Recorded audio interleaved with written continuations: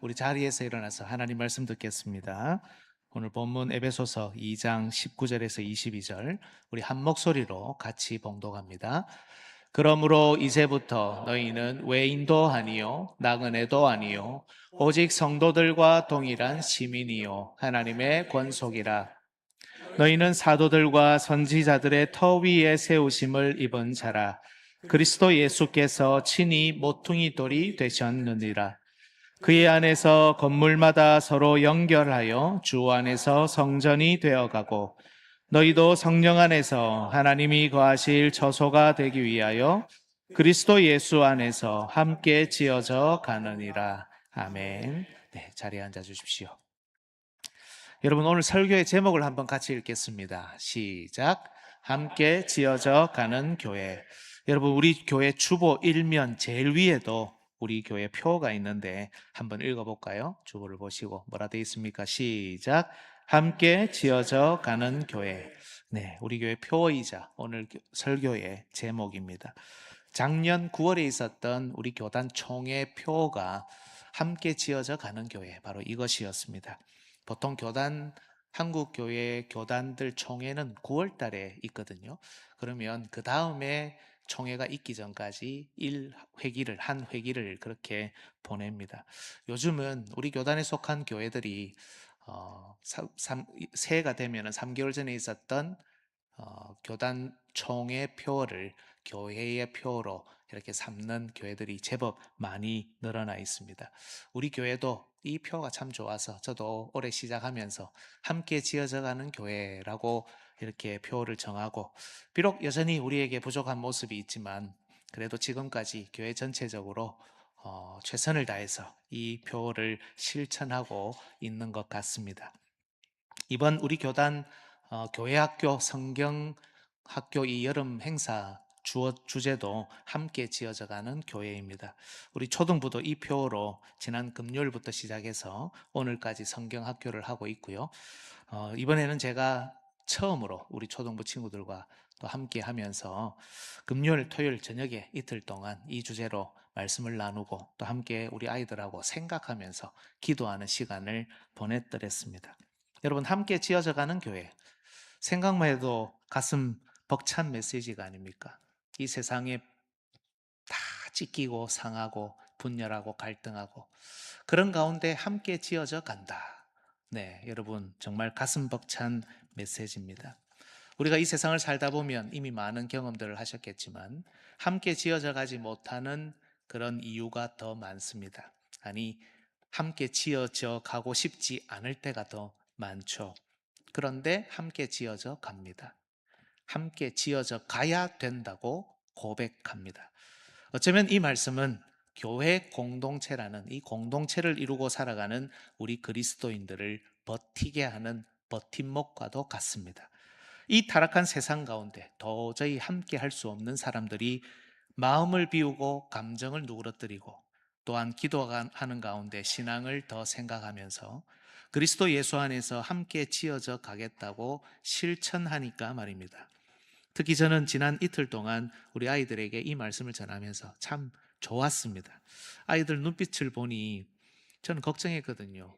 난생 처음 초등부 설교했고요.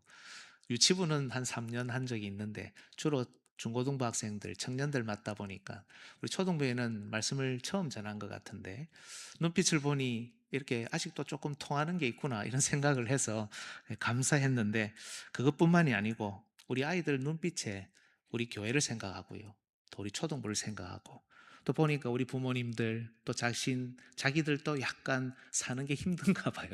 그런 내용들이 있는데 함께 지어져 가는 것을 고민하는 그 모습이 저는 사실 감동이었습니다. 아이들 눈빛을 통해 제가 더 은혜를 받았는데요. 그렇다면 우리 어른들은 어떻습니까? 함께 지어져 갈 수 있습니까? 함께 지어져 갈 수 있습니까? 네, 오늘 말씀을 통해서 우리의 모습을 돌아보고 정말 함께 지어져 가겠다고 고백하며 결단할 수 있기를 예수님의 이름으로 축복합니다. 오늘 우리가 첫 번째로 살펴볼 내용은 이 말씀이 누구에게 주어졌느냐라는 겁니다. 여러분, 누구에게 주어졌습니까? 오늘 본문을 보니까 너희라고 불리는 자들입니다. 우리 초등부 친구들에게 본문 누구에게 주셨냐라고 물으니까 1학년 한 친구가 우리에게 주셨어요 이러더라고요. 얼마나 귀엽고 감사합니까? 여러분, 만약 그 아이가 그 자리에서 쟤한테 주셨어요 이랬으면 마음이 굉장히 힘들 것 같아요. 어떡하지? 어떻게 저를 가르치지? 쟤한테 주셨어요. 이렇게 하면 마음이 정말 힘들 것 같은데, 감사하게도 우리에게 주셨어요. 이래서 정말 너무 행복했습니다. 그런데 여러분, 하나님 말씀은 1차적으로 우리 모두에게 주신 말씀이 맞지만 1차 독자는 사실 따로 있습니다. 에베소서 1장 1절을 보면 에베소에 있는 성도들과 그리스도 예수 안에 있는 신실한 자들에게 먼저 주신 말씀이 오늘 본문 에베소서입니다. 그런데 오늘 본문의 문맥을 잘 보면 좀 더 세밀하게 살펴야 된다는 것을 알 수 있어요. 여러분, 성경을 직접 보시고 2장 11절을 한번 보십시오. 거기에 보면 앞에도 나오니까 앞에 화면을 보셔도 되고요. 여러분, 성경을 직접 보시는 게 좋겠습니다. 거기에도 보면 너희는 이라고 있죠. 근데 그 뒤에 뭐라고 나옵니까? 이방인이요 이렇게 되어 있습니다. 마지막 부분을 보면 할례를 받지 않은 무리다, 바로 이방인들을 이야기를 하죠.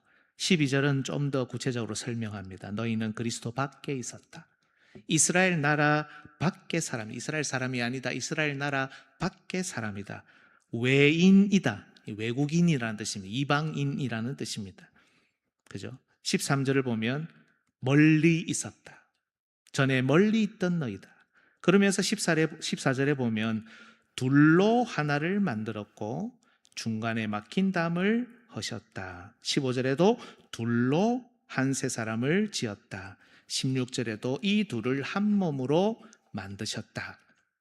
그리고 17절에 보면 먼데 있는 너희는 바로 이방인들을 의미하겠죠. 그리고 17절 뒷부분 가까운데 있는 자들은 바로 유대인 출신 이 성도들을 의미합니다.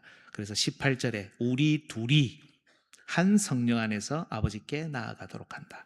이렇게 섞어서 표현을 합니다. 그죠? 그래서 여러분, 오늘 본문에 나오는 너희들은 에베소 교회 성도들, 특히 유대인 출신의 성도들과 이방인 출신의 성도들이 섞여 있는 이 에베소 교회 성도들에게 주신 말씀인데, 특히 유대인 출신 성도보다는 이방인 출신 성도들을 더 깊이 생각하면서 주신 말씀입니다. 그렇다면 이어지는 질문이 있겠죠. 왜 이방인 성도에게 더 많은 것을 말씀하냐는 겁니다. 여러분, 초대교회에 많은 문제가 있었는데 그 문제들을 일으켰던 주범이 얘가 두 개가 있다면, 하나는 유대인 출신 성도들이고 다른 하나는 이방인 출신 성도들이라면 이 둘 중에 문제를 일으킨 주범은 주로 누군가요? 유대인 출신 이방인 아닙니까? 그죠? 오늘 본문의 문맥도 그렇습니다. 중간에 막힌 담 누가 먼저 많이 쌓았습니까? 유대인. 원수된 것, 서로 적개심을 품는 것 누가 더 진하게 드러냈습니까? 역사를 보면 유대인. 둘을 하나로 만들지 못하는 주범은 사실 유대인 출신 성도들이라 할 수 있습니다. 그러면 유대인 출신 성도들에게 사실은 더 많은 이야기를 해야 되잖아요. 그런데 이방인 출신 성도들에게 더 많은 관심을 가지고 지금 말씀을 전하고 있는 겁니다. 왜 그렇냐는 겁니다. 여기에는 몇 가지로 대답할 수 있는데요.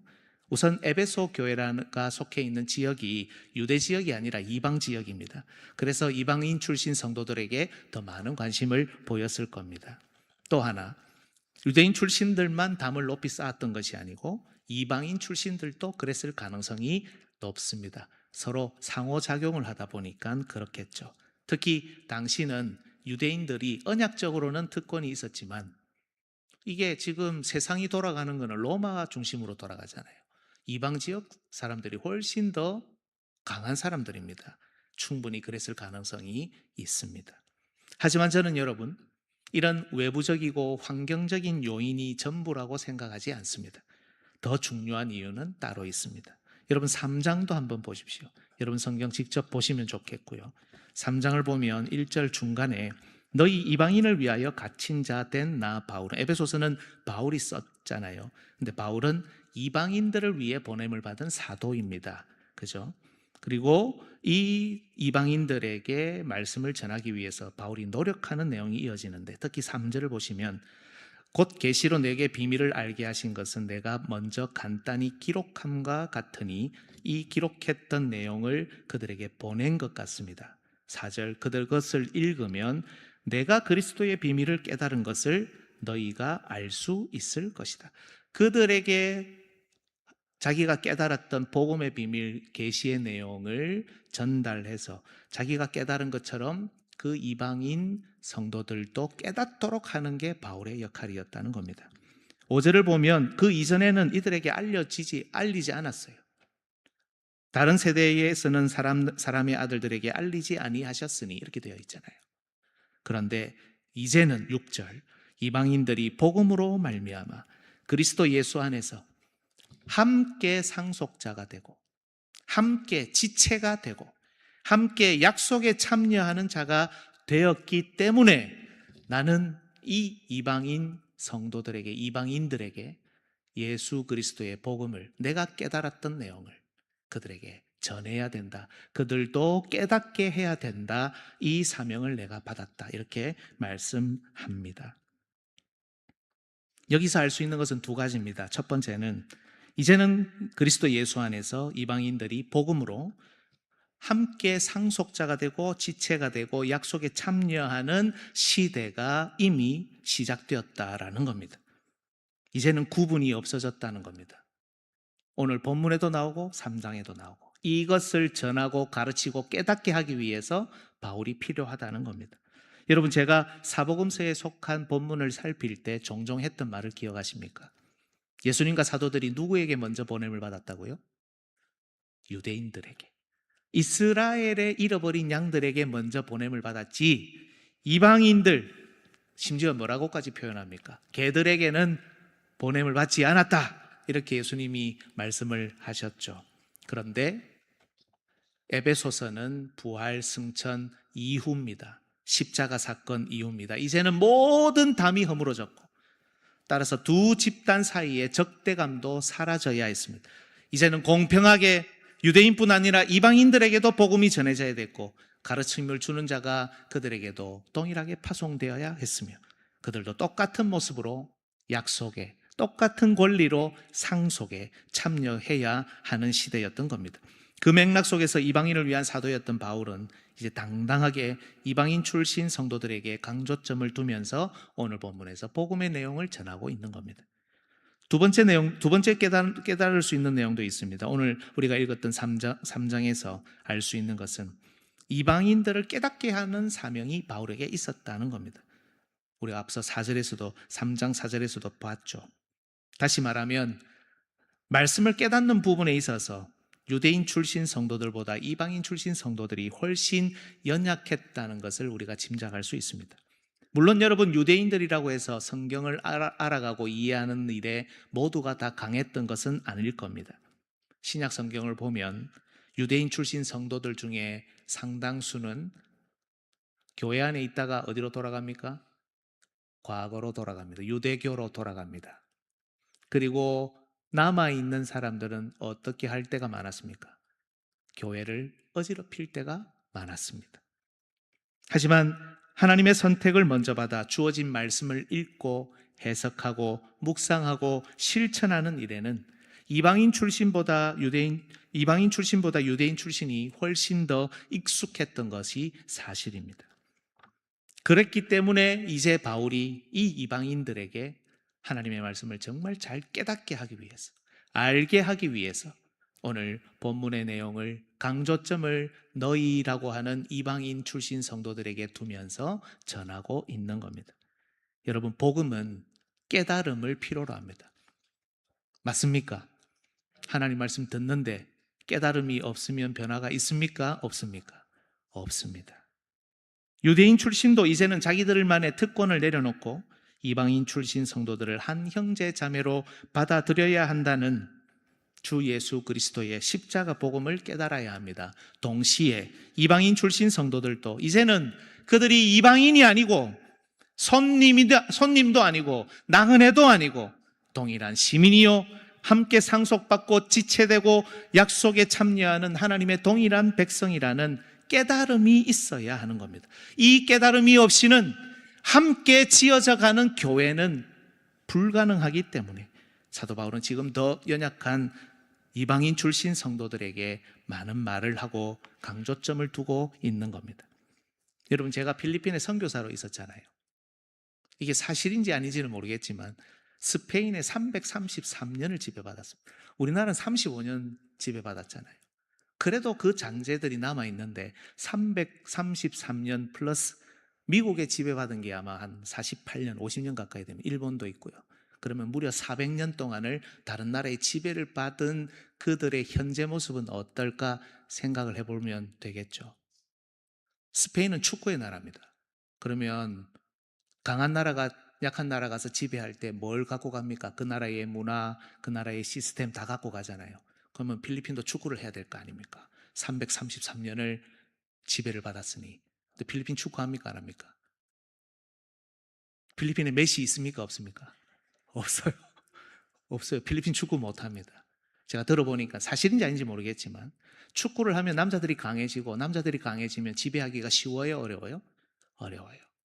그래서 그냥 농구공 하나 던져주고 조그마한 코트에서 농구하게 했던 그 역사가 지금 필리핀이 가장 사랑하는 스포츠가 농구입니다. 남자들도 좀 달라요. 필리핀 남성분들 다 제가 폄하하는 건 아니지만 잘 보면 참 순수하고 착한데 늘 다른 사람 눈치를 보고 약간 겁에 질려 있고 이런 분들이 제법 많습니다. 오랫동안 지배받았기 때문에 그 흔적들이 지금 상당한 시간이 지났음에도 그들 문화에, 그들 생활 습관에 남아있는 겁니다. 오랜 시간 동안 언약적 특권에서 밀려있던 이방인들입니다.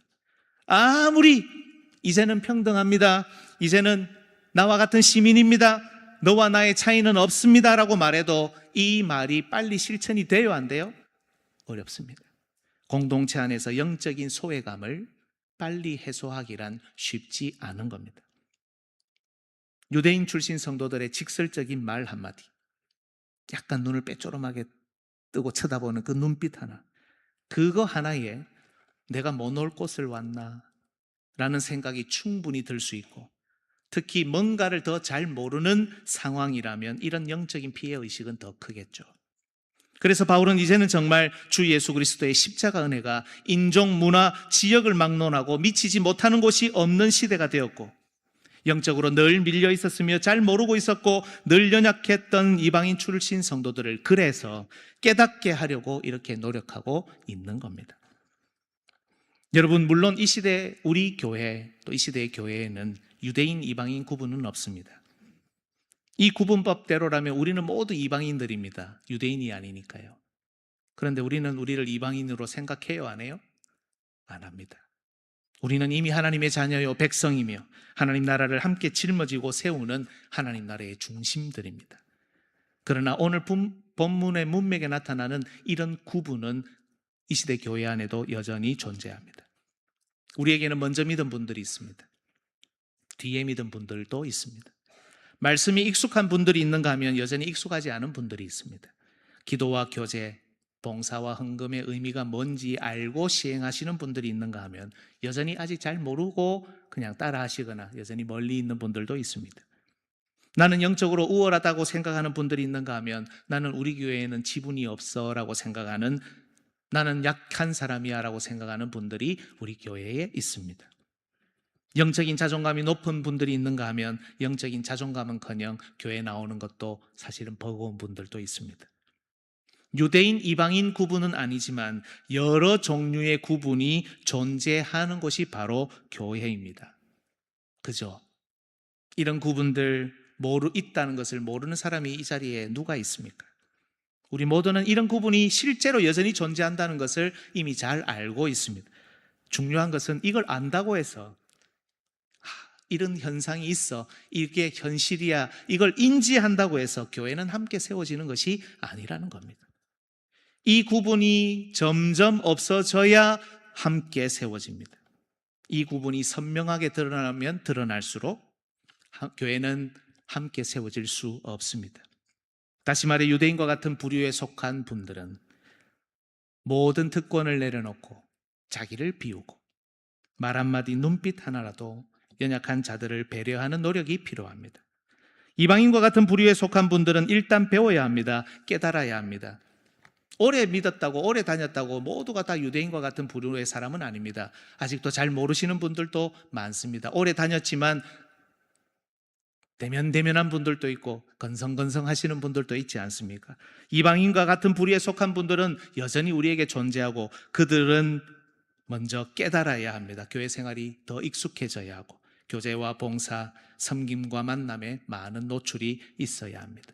영적인 잃어버린 자존감을 하나둘씩 찾아내어서 자신이 얼마나 더 귀한 존재인지를 말씀을 통해 알아가야 합니다. 너희는 외인이 아니다. 너희는 외국인이 아니다. 나그네도 아니고 우리 교회 손님도 아니다. 먼저 믿은 분들, 우리 교회 오래 다닌 분들과 똑같은 시민이요 하나님의 자녀요 하나님의 백성이다. 이런 가슴 치는 울림이 우리 가운데 있어야 하는 겁니다. 여러분 본문 20절을 보십시오. 너희는 사도들과 선지자들의 터 위에 세우심을 입은 자라 그리스도 예수께서 친히 모퉁이 돌이 되셨다. 여러분 강한 자나 약한 자나 부한 자나 가난한 자나 건강한 자나 건강이 좋지 못한 자 오래 다닌 자나 이제 막 다니기 시작하는 자 모두가 모퉁이 돌이신 예수 그리스도와 그 위에 놓인 사도들과 선지자들의 터 위에 바로 하나님의 말씀 위에 세워졌다고 선포합니다. 특히 시편을 보면 모퉁이 돌은 그냥 옆에 세우는 돌이 아니고 주춧돌인데요. 이건 왕권과 관련이 있습니다. 예수님이 모퉁이 돌이라는 것은 예수님이 우리 교회의 주인이라는 뜻입니다. 교회의 주인인 예수님께서 십자가에서 흘리신 피로 가까이 있던 유대인뿐 아니라 멀리 있던 이방인도 부르셨습니다. 강한 자, 있는 자, 건강한 자, 영적 자존감이 높은 자만 부르신 것이 아니라 약한 자, 없는 자, 힘든 자, 자존감이 낮은 자를 부르셔서 너희는 함께 지어져 가는 교회다. 함께 상속자가 되고 함께 지체가 되고 함께 약속에 참여하는 자다. 이렇게 선언하고 계시는 겁니다. 교회의 주인인 되시는 예수님께서 이렇게 선언하시는데 우리의 특권을 내려놓지 못할 이유가 도대체 무엇이란 말입니까? 교회의 주인이신 예수님께서 이렇게 선언하시는데 깨닫지 않으려고 하고 깨닫지 못하고 변방에서 지내며 주변을 맴돌 이유가 도대체 무엇이란 말입니까? 여러분 오늘 본문 21절과 22절에서 반복되는 표현을 보십시오. 21절 보면 뒷부분에 성전이 되었다입니까? 되어가고입니까? 되어가고입니다. 된 게 아니에요. 되어가는 중입니다. 22절에 처소가 되기 위하여 뒷부분에 함께 지어졌다입니까? 함께 지어져 가느니라입니까? 함께 지어져 가느니라. 지금도 지어지고 있다는 뜻입니다. 이 처소, 이 건물, 이 사람은 이미 목표에 다다랐습니까? 아니면 아직 다다르지 못했습니까? 못했습니다. 우리는 여전히 목표에 다다르지 못했습니다.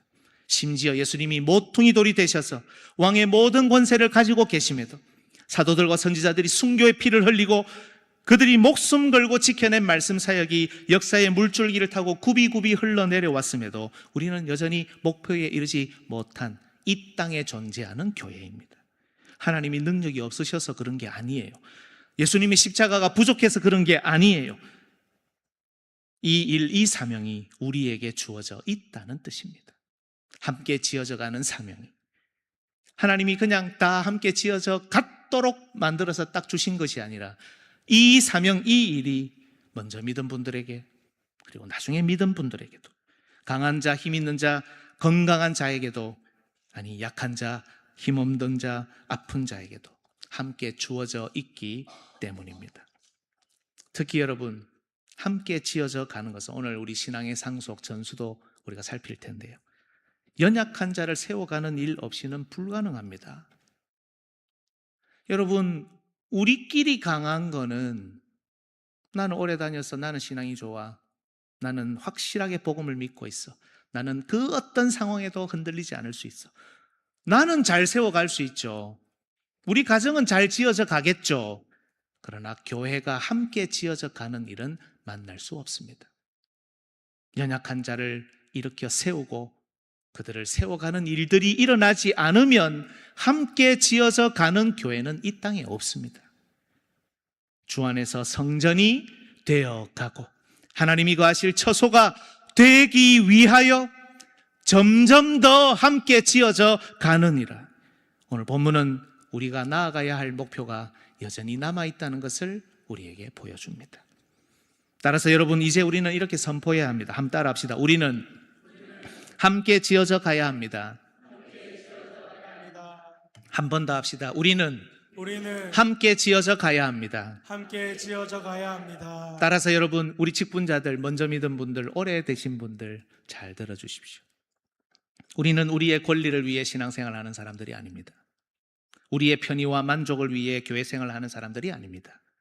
우리는 좋은데 예수님은 좋지 않은 교회 생활을 하려고 해서도 안 됩니다. 혹시라도 살다 보면 그런 마음이 일어나잖아요. 그 자체가 나쁘다고 할 수는 없잖아요.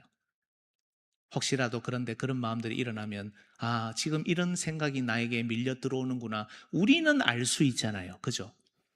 이때까지 신앙생활 했는데 이것이 주님이 좋아하시는 일인지 아닌지, 그래도 성경을 붙들고 기도하며 신앙 양심으로 살아가는 우리는 이 내용을 알 수 있잖아요. 우리 속에서 이런 일들이, 이런 생각이 스멀스멀 올라온다는 걸 알 수 있잖아요. 그럴 때 어떻게 해야 합니까? 모퉁이 돌 대신 예수님을 생각해야 합니다. 사도들과 선지자들, 그리고 수많은 설교자들을 통해 이 강단에서 전해진 하나님의 말씀을 여러분 기억하셔야 합니다. 우리 주님께서 자기의 모든 권리를 버리시고 이 땅에 오셔서 연약한 자, 어려운 자, 병든 자, 괴로운 자들을 품으신 것을 생각해야 합니다. 여러분은 좋은데 예수님은 싫으신 교회가 아니라, 나중에 지나고 나서 보니 나도 그게 좋았네. 나는 힘들다고만 생각하고 나는 헌신한다고만 생각했는데 나중에 함께 지어져 가고 난 다음에 뒤를 돌아보니 나도 그게 좋았네. 너무 감사했네. 여러분, 마지막에 우리의 입에서 이런 고백이 나와야 하지 않겠습니까? 그리고 이제 우리 교회 식구가 되었고, 이제 예수님 믿기 시작했고, 이제 우리 교회와 동행하기 시작한 분들, 혹은 교회에 속한 지 오래됐지만 여전히 멀리 계신 분들, 또 잘 들어주십시오. 오늘 본문의 강조점이 이방인 출신 성도들에게 있다는 것을 기억하시면 좋겠습니다. 여러분들이 건강하게 세워지지 않으면, 여러분이 이 말씀에 대한 깨달음을 통해 바뀌지 않으면 우리 주님이 원하시는 교회, 함께 지어져가는 교회는 불가능합니다. 함께 지어져가는 가정도 불가능합니다. 그러면 어떤 변화가 우리 속에 일어나야 합니까? 어떤 실천이 있어야 합니까? 깨달아야 합니다. 오늘 본문의 강조점이 거기에 있지 않습니까? 배워야 합니다. 채워야 합니다. 세상에 속해 있지만 우리는 여전히 하늘 백성이라는 이 주 예수 그리스도의 복음을 우리가 깊이 가슴에 채우고 배워야 합니다. 주일을 온전히 보내고 예배를 참석하고 함께 기도하고 배움과 체험을 얻는 자리에 여러분의 몸이 움직여서 나오는 겁니다. 우리 교회는 새벽 기도회가 있습니다. 금요 기도회도 있습니다. 성경 공부도 있습니다. 이때까지 한 번도 안 하신 분들, 여기에 관심도 없었던 분들, 여러분이 그 자리에 그대로 신앙적으로 머물러 있으라고, 그냥 그렇게 변화 없이, 비전 없이, 목표 없이 그대로 계시라고 이 모임들을 열어놓고 여러분을 초청하는 게 아닙니다. 여러분들이 이곳에 오셔서 같이 배우고 채우고 깨달아서 우리의 삶을 다시 한번 일으켜보고 바꾸어보고 기도하고 그렇게 해보자고 사도 바울의 심정으로 우리 교회도 이 일들을 하고 있는 겁니다. 주 안에서 사랑하는 여러분, 함께 지어져가는 교회는 말로 되지 않습니다. 함께 지어져가는 가정도 말만으로 되지 않습니다. 몸이 움직이고 몸이 실천하고 몸으로 함께 해야 가능합니다. 인내가 필요합니다. 그러나 한번 시도해보는 것이 우리 인생에 우리 주님이 원하시는, 함께 지어져가는 교회를 원하시는 주님이 원하시는 일일 겁니다. 21절에서 말씀하듯 건물마다 서로 연결하여 성전이 되어가는 과정과 노력이 오늘 우리 언약의 본문에, 언약의 확인에도 나왔지만 그 과정 속에 이런 내용들이 흘러나오는 노력이 필요합니다.